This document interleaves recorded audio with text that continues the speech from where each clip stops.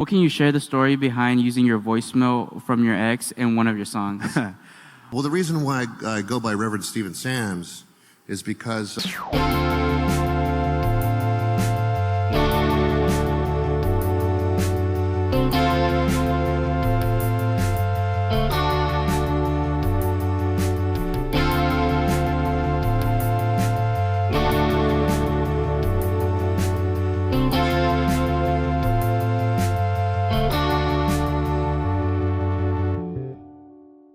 Welcome back to My Mail. We have a special guest. Please welcome to the stage, Danny V.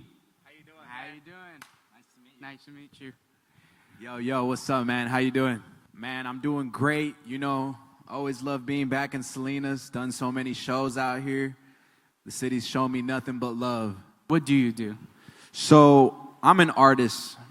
I go by the name of Danny V. I'm from Watsonville, California.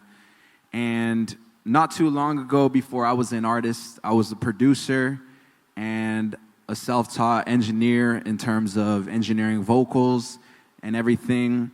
Shortly after that, you know, I tried making music myself, recording the vocals, and I recorded so many artists that, you know, I kind of had the confidence and felt that I could really do the same and I could do it better than them. 3 years in, we've done all these shows across California, and, you know, now I'm here doing this interview with you.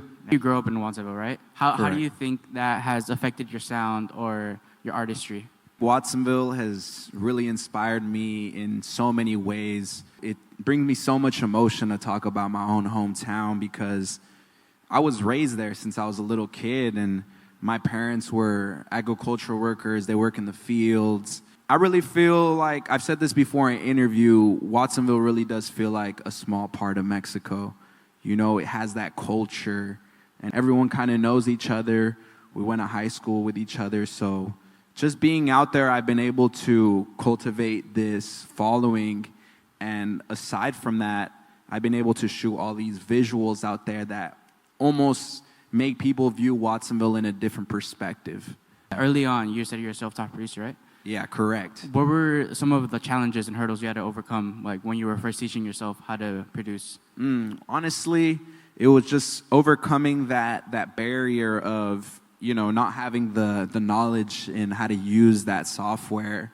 And, you know, all these producers are like, oh, use this one or use that one. And it's just like, when you tell them you're using something like FL Studio, they'll laugh at you like, oh, that one sucks. Like, don't use that. Did you use like YouTube or anything, or did you just go into it and try everything and see what worked and what didn't? No, yeah, most definitely. YouTube University right there, man. You know, I feel like a lot of people can relate to that. Most artists, I didn't go to school for that, you know. At the time, I was going to school for industrial engineering, which is like more on the mathematical, scientific side. So on the side after school, you know, I was really just on YouTube trying to take in as much knowledge as I can. What can you share the story behind using your voicemail from your ex in one of your songs? Honestly, I think that it's kind of a cliche thing to do in a way. I feel felt indifferent about it initially, but I think that adding it in the song just made it more authentic, and I didn't know that was going to go viral on TikTok or Instagram. It was just one of those things that I'm like, I'm going to do it, and let's see how people react to it. Was it the real voicemail, or was it? I don't know. I can't expose them. Hey. How was it like seeing Toxic hit 10K streams? Toxic, that one was really cool because it was my first single, you know? And I didn't think much of it, you know? It was one of those songs that I had been developing for a really long time, but I really think what made that song special is that song was produced by one of my friends in Florida. And keep in mind, I'm from California, so I didn't even know him prior to this, right? So we had met because we were sending beats to each other. We were collaborating and stuff like that. And, you know, this is one of those internet, like friendships, that you make just out of the blue. You know, you don't know them, they don't know you. And this guy flew all the way out to California from Florida. He didn't know me, and we went to the studio together, and the rest is history. Shout out to my boy Quinton. His producer name is Still Searching. You know, he really took that leap of faith, and he trusted in me to bring justice to his beat. You're part of the Underdogs, right? Correct. How did that come about? The Underdogs, man, it's they're a really dope rap group. So what really started it all was the head, or I would say the group leader. His name's R Soul. He's from Los Baños, California originally. At the time, I think I had 4 singles, and there was this guy running this Instagram account called Central Coast Slaps, and there he highlighted all the artists in the Central Coast, really. And so R Soul, the leader, had seen one of my videos called Daylight, and he messaged the guy that runs the Instagram account asking, like, oh, who is this guy? And shortly after, he just gave me a call and was very straight up and straightforward about it and said, you want to be a part of the Underdogs? He just felt like my music aligned with the values of the team and felt like I could bring something to the group. It's amazing. I love those guys, honestly. It's R Soul, Roscoe, Iron Chef Weeze, Nijo Soul, and R Soul, of course. And then there's a couple of other producers. It's just a bunch of talented individuals. You know that they're like fans of you now because, you know, you're not pushing them to come out to see you. They're just coming out because they want to. They want to listen to your music live. Exactly. And that's a special bond. Exactly. And the same thing comes for shows, you know, throwing shows and knowing that people are making time out of their day. You know, people got jobs, people got responsibilities. It goes the same way for shows. So to have that kind of support system is very valuable to me. It means a lot. Is there any, like, one particular song of yours that means more to you than all the rest? I mean, I've made a lot of songs, but I would say my last one, like I said, Tylenol, I think is just one of those songs that I made where it made me feel good, and I very much relate to it in the moment. The things that I'm saying, the feelings I feel, it's just real. Aside from that, I would say maybe another song called Falling Out. It's more of a heartbreak song, and I remember when I wrote it, I really felt like heartbroken at the time. And I feel you could really hear that in the song. So it's kind of a juxtaposition in a sense because those songs are completely about the opposite things. One's a love song and one's a heartbreak song. So to see the duality of those two songs is really cool. It kind of shows you the spectrum of, you know, how my emotions could go. One day it could be here, and then the next day it could be there. Is there any, like, one artist or maybe a group of artists that inspire you? I would say recently I've been listening a lot to this artist called Lucky Day. He's a R&B singer, and his music just makes me feel good too. It's like I really like feel-good music. I think early on before I was making music, I wasn't necessarily the type to listen to lyrics. It was just more so how did the instrumental and how did the way that they deliver their vocals make me feel. Aside from something like that, maybe something more hip-hop related would be someone like Nipsey Hussle, who, although necessarily I might not make the same music, I've always liked how it seemed like he wore his heart on his sleeve and always pushed some sort of, you know, agenda to, you know, push yourself to the highest limits and be the best version of yourself that you can be. Is there any genre that you want to explore that you probably haven't had the time to explore or haven't delved into it as much? I would say, let's see, I definitely want to get into more Spanish, like reggaeton. Did you grow up speaking Spanish? Yeah, 100%. Do you think over time, because you started speaking it a little less and less, that it's gotten a little bit worse? Yeah, 100%. It's such a weird thing, you know? You grow up in the U.S. and you have these parents who were born in Mexico, and you have these people almost frowning upon you for speaking Spanish. So you're almost forced to change that about yourself, which, looking back at it, I regret. You know, I'm regretful of that decision you kind of lose a sense of your identity and your own culture being here. That's also why you value Watsonville so much, right? Yeah. Because that's your culture. That's a part of you. Exactly. And I'm proud to represent that and everything that comes with it. Thank you for having me, honestly. I can't wait to just keep moving forward. Thank you so much for coming, Danny V. You. It was such a pleasure having you here. Thank you, man. Thank you.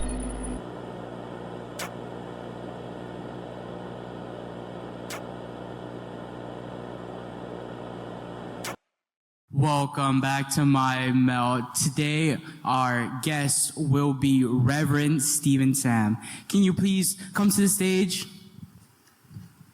Nice to meet you. Yes, I'm Reverend Stephan Sams. I'm lead singer, lead guitarist and songwriter of the rock and roll band The Scalps.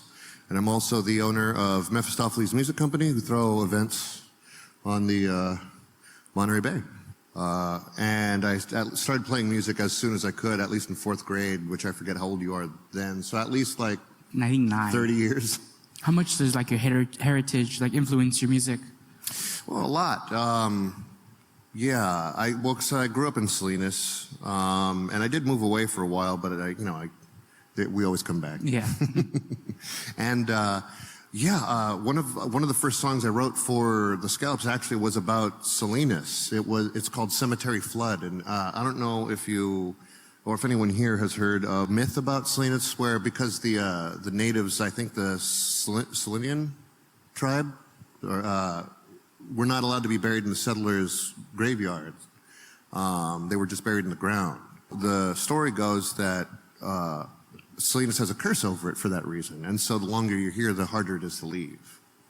It's about that, plus it's about kind of the way that, the kind of hypocrisy that the super religious, kind of like fundamentally religious people clutch the pearls about when it comes to like mortality and the way like the dead are treated when, there are plenty of dead who weren't treated very well, and how when the bones wash up in a flood, no one will be able to tell who is who or what is what, they're just bones. Is like religion a big part of like you guys' band? Because I mean, you call yourself Reverend. Right. So I grew up Catholic, but I'm not anymore. I'm more just a philosophical and spiritual person, I would say. And I don't denounce any religion. I'd like to try to take the wisdom from all of them and try to incorporate it into my philosophies. But I feel that because I was raised Catholic, a lot of my songs have kind of that influence lyrically, especially symbolically. Yeah. Well, the reason why I go by Reverend Stephan Sams is because I was drunk with an old girlfriend a long time ago, and gay marriage was becoming legalized in California again.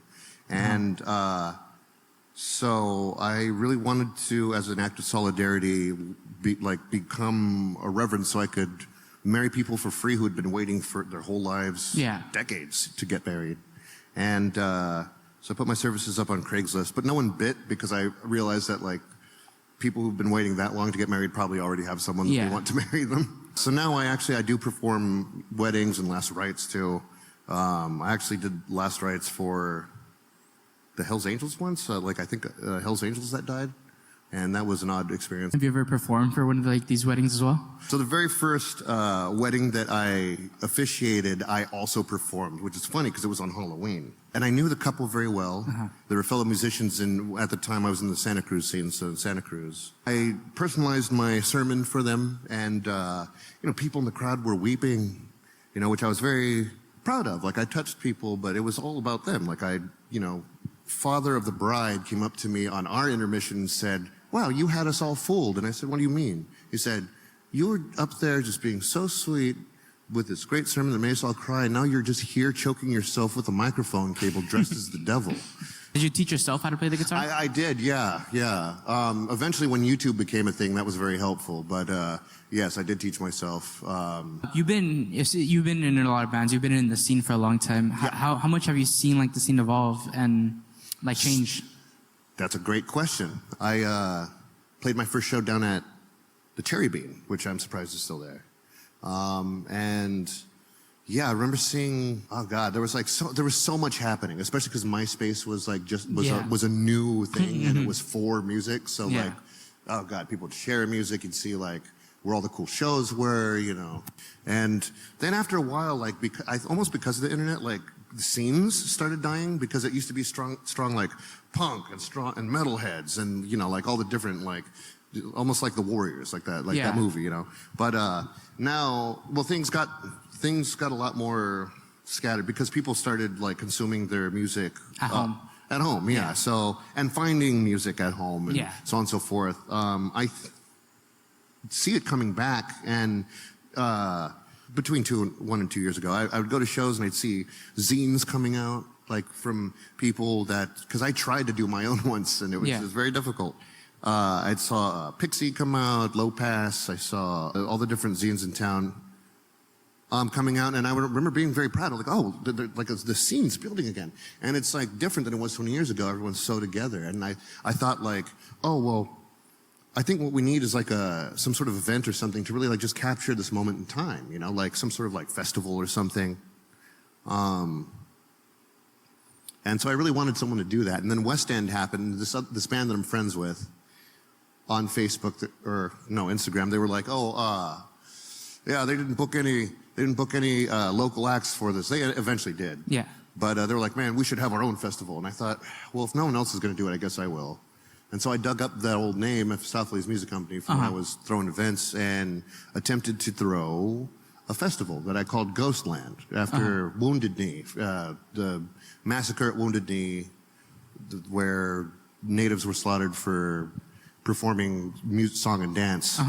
I thought, well, what a protest, to be a native performing song, dance, and getting people together to do it. So I thought Ghostland, like after because they were performing the Ghost song. Yeah.